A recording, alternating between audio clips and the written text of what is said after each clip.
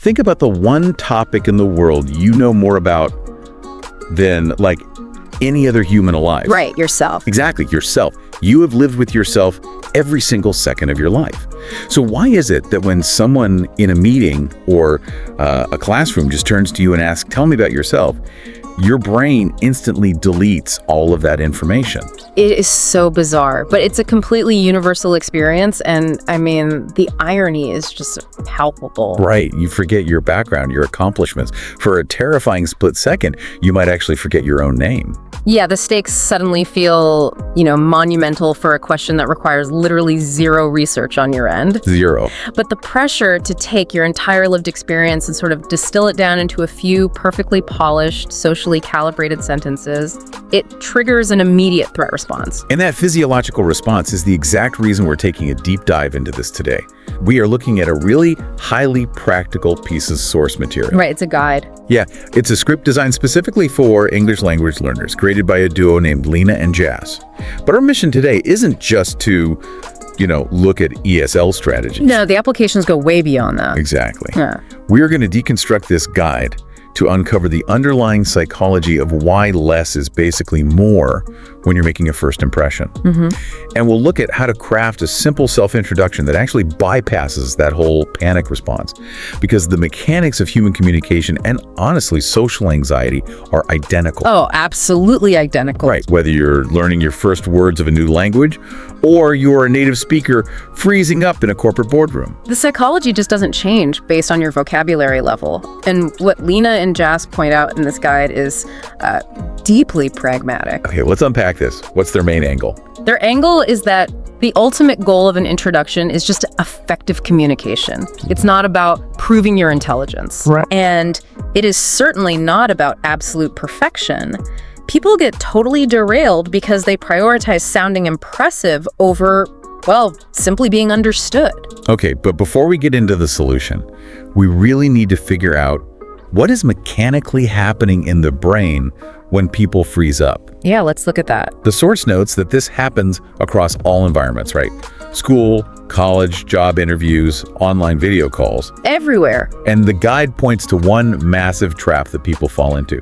They try to memorize incredibly difficult language, or they treat a standard introduction like they're delivering a formal academic speech. Which is a fundamental misread of what's actually happening in that social exchange. How so? Well, when someone says, tell me about yourself, they aren't asking for your thesis defense. No, obviously not. They're just inviting a human connection.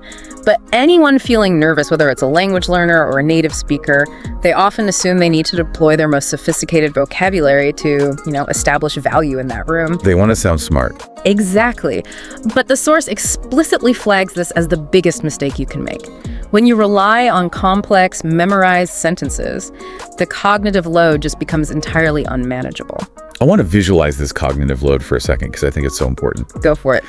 Trying to retrieve a complex, vocabulary-heavy script from memory while you are actively panicking, it's essentially like trying to download a massive software update while your computer's battery is at 1%. That is the perfect analogy. Right. Your brain is already diverting all of its processing power just to manage your anxiety, your elevated heart rate, your spatial awareness in the room. It's all running in the background. Yes. Yes. It simply does not have the RAM left to recall words like synergistic or multifaceted. It doesn't. Under stress, the prefrontal cortex, which is the part of your brain responsible for complex logic and high-level language retrieval, it's severely compromised by cortisol. Wow.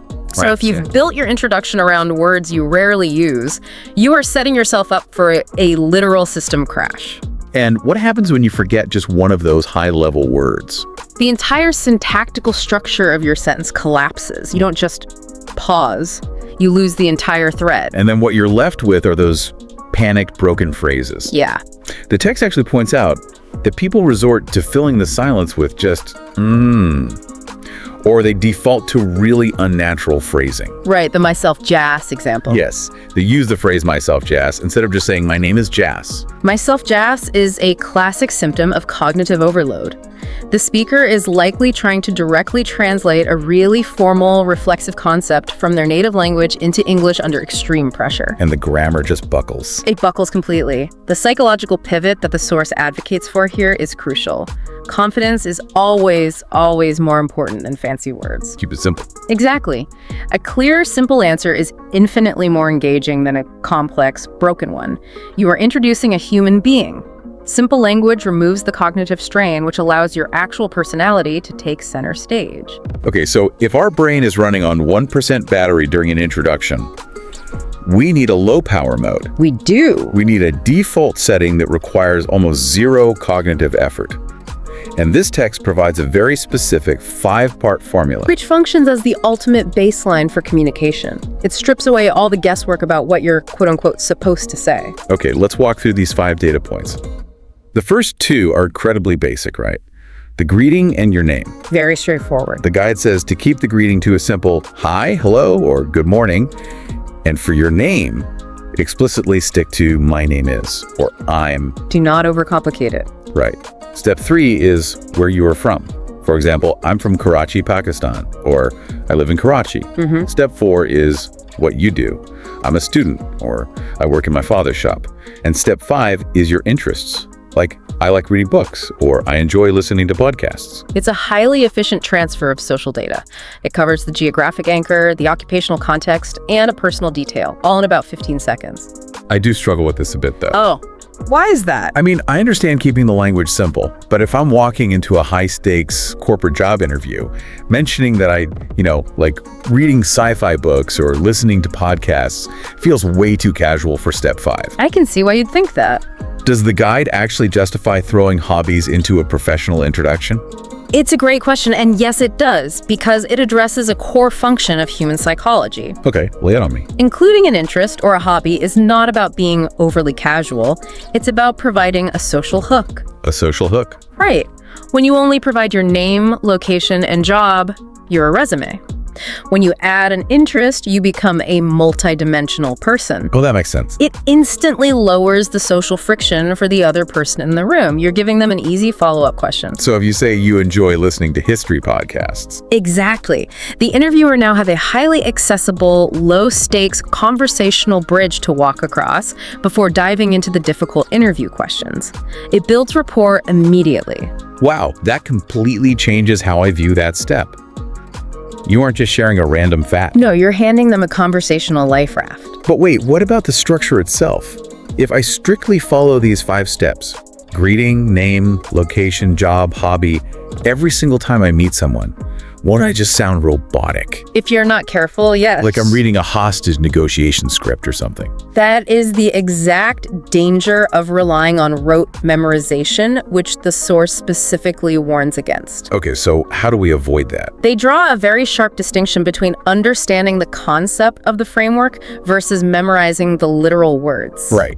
They provide a clear example of what they call the robotic or memorized style, which sounds like, I belong to Karachi, my hobby is internet surfing. Yikes. It sounds like an automated customer service menu. Exactly. It's rigid because the speaker is just filling in blanks on a mental form. The brain is just retrieving isolated data packets. So what's the alternative? The source contrasts this with the natural style. Once you understand the core concepts you need to hit location and interest, you can connect them fluidly. Give me an example. So the natural version becomes, I'm from Karachi, and I enjoy using the internet to learn new things. Oh, I see. It contains the exact same data. Exactly. But by generating the thought organically rather than just reciting it, you maintain a conversational cadence. Okay, but we all know that we need to read the room, right? We have to adapt our introduction based on the environment. Of course. We aren't going to give the exact same intro at a neighborhood barbecue that we would at a networking event. Yeah. So how does this specific 5-step framework handle that adaptation? It handles it by keeping the foundational elements locked in place while allowing the final 2 steps to act as adjustable dials. Oh, I like that. Adjustable dials. Yeah, the source breaks this down with 3 distinct audience examples to really demonstrate the flexibility. All right, let's look at those. The first example is for students. If you're introducing yourself in an academic setting, the guide shows how the what you do and interests sections shift to highlight academic pursuits. Right, you mention your college and your interests align with your environment, like enjoying learning English or reading books. And then the second example pivots to a job interview scenario. The text uses a specific example of someone seeking employment, and they mention practical experience in step 4, working in their father's electrician shop. But notice how step 5, the interests section, adapts here. Right, instead of just a hobby. They highlight behavioral traits that function as interests. Being hardworking, friendly, eager to learn new things. That is so smart. The third example is targeted at content creators. Yes. Here, the introduction focuses on the purpose of the individual's channel making English learning content for beginners, and their core passion is framed as helping people improve their confidence. So by analyzing those 3 examples, we see the psychological mechanics of the framework at play. The core identity versus the context. Exactly. The first 3 steps, greeting, name, and location, are your core identity. They are non-negotiable. You know, it's kind of like a modular wardrobe. How so? Those first 3 steps are your basic, perfectly tailored white t-shirt and jeans. You wear them everywhere. Oh, I see. But steps 4 and 5 are the outerwear you swap out depending on the weather. You put on a sharp blazer for the interview at the electrician shop, or you throw on a comfortable sweater for the college mixer. That is precisely how it functions. By tweaking only your occupation and your interests, you completely shift the perceived value matrix of how the listener receives you. Value matrix. Right. You are subtly aligning your first impression with what that specific audience values most. A hiring manager values a track record of hard work. A fellow student values shared academic struggles. So you're not faking it. Not at all. You are not being inauthentic or changing your core identity. You are simply rotating the prism to show the facet of yourself that reflects the current room. Okay, so we have a low power mode script, and we know how to adjust the dials for the room. But reading through this guide, it becomes incredibly apparent that the words themselves are really only half the equation. Oh, without a doubt. The physical delivery is what actually sells it. Absolutely. You can possess the most optimized, contextually appropriate introduction in the world. But if your physical delivery signals panic, the listener's mirror neurons will pick up on that panic. And the message is lost. Completely lost. The room will just feel tense. So the guide offers a checklist of physical mechanics to control that delivery. First, they emphasize speaking slowly and taking deliberate, small pauses. They literally map it out on the page. Hello. Pause. My name is Pause. Those pauses are critical. Right. From a physiological standpoint, slowing your speech and inserting pauses forces you to control your breathing. This regulates your heart rate, which actually prevents the cortisol spike we discussed earlier. Oh, wow. And from a psychological standpoint, pausing signals confidence.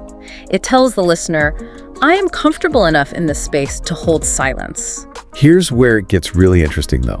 The second tip is to actively let go of the fear of making mistakes, pointing out that fluent native speakers stumble over their words all the time. Which is very true. The third is practicing out loud, not just in your head, but speaking loudly in front of a mirror or recording your voice on a phone. Yes. But the fourth tip is the one I really want to unpack because it feels a bit cliche at first glance. Smile while speaking. Yes. We have all heard that, but the text insists that a smile doesn't just look good, it actually changes the audio. How does a visual cue alter the acoustic reality of an introduction? It is entirely grounded in acoustics and human anatomy. The guide states simply, a smile changes your voice, and they are scientifically correct. Really? Yes. When you smile, you are physically retracting the corners of your mouth. This actually shortens your vocal tract and changes the physical shape of your oral cavity.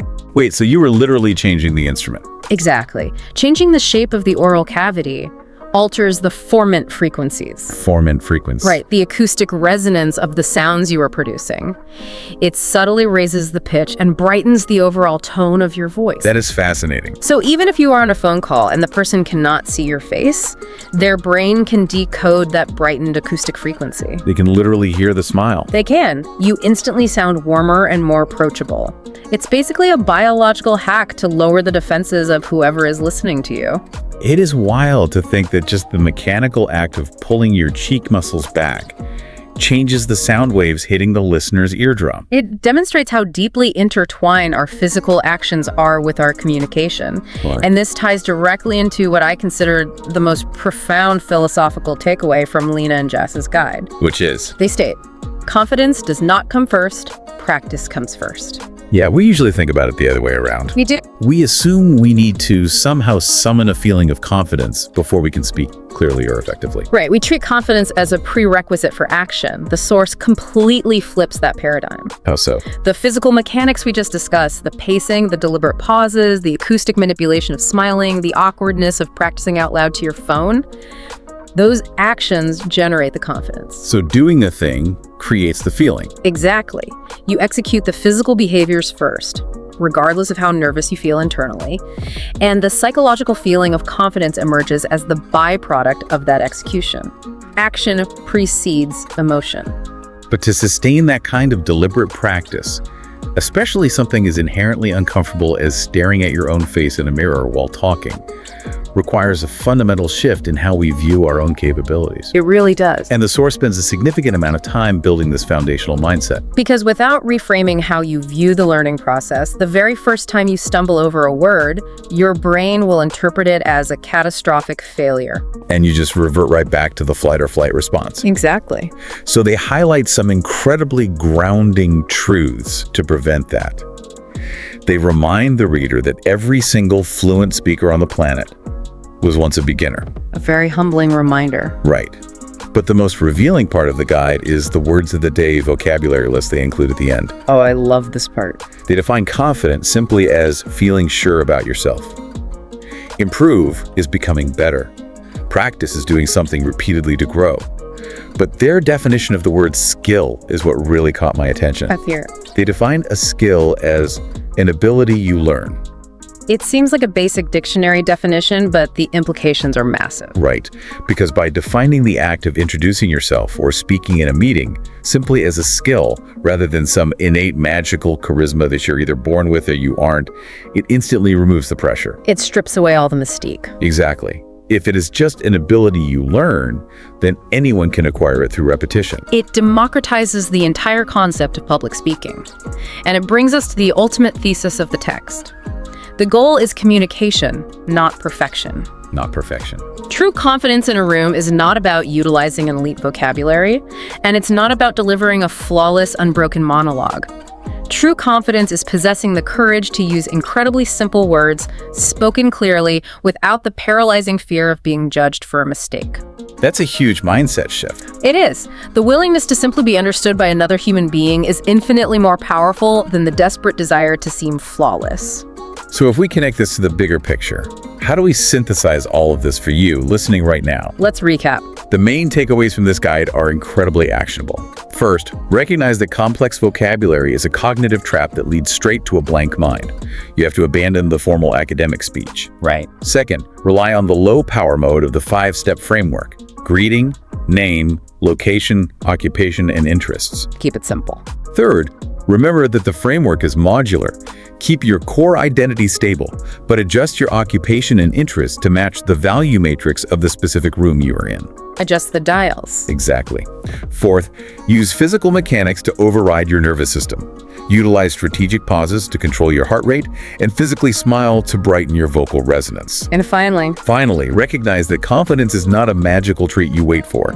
It is the byproduct of putting in the reps. it's a complete toolkit designed to bypass the brain's panic response. By relying on simple structure and physical mechanics, you free up the mental bandwidth required to actually connect with the person in front of you. So the next time you are caught entirely off guard in a massive corporate meeting, or you step into a crowded room and someone hits you with "tell me about yourself," you do not need to mentally scramble to sound impressive. No, you don't. You can just rely on the absolute fact that simple, clear communication will always cut through the noise better than complex, panicked speech. You lower the cognitive load, take a deliberate breath, and just introduce the human being. Which leaves us with one final lingering thought for you to explore today. This source material effectively proves that confidence is merely the byproduct of repetition, not a prerequisite for action. If simply standing in front of a mirror and recording yourself for 5 minutes a day can completely dismantle the deep-seated fear of introducing yourself, what other supposedly terrifying interactions in your life could be mastered using that exact same ridiculously simple strategy. Until next time, thanks for taking this deep dive with us.